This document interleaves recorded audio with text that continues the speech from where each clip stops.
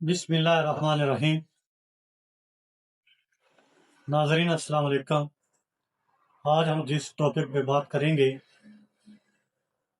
اس topic کا نام ہے سبق یاد کرنے کا سب سے آسان طریقہ SQ3R میتھڈ۔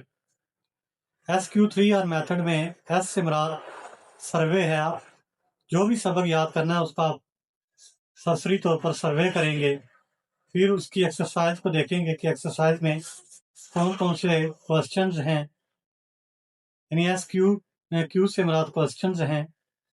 اس کے بعد R3 میں R1 سے مراد ریڈنگ ہے، سبق کو پڑھنا ہے اور اچھی طرح سے پڑھنا ہے۔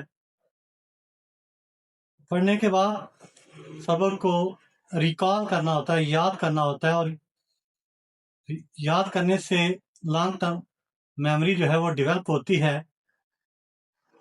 اس طرح یاد کرنا ہے کہ جیسے کسی آئینے کے سامنے کھڑے ہو کر آپ یاد کر رہے ہیں، یا پھر دوسرا طریقہ ہوتا ہے یا کسی دوسرے بندے کو آپ سنا رہے ہیں۔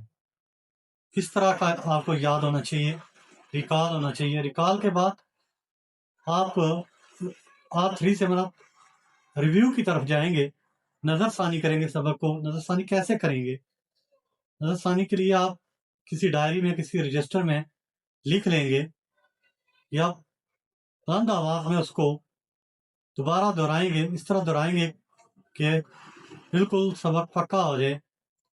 یہ تھی سبق یاد کرنے کی آسان باتیں، عام ٹپس۔ ایسی انفارمیٹیو ویڈیوز کے لیے میرے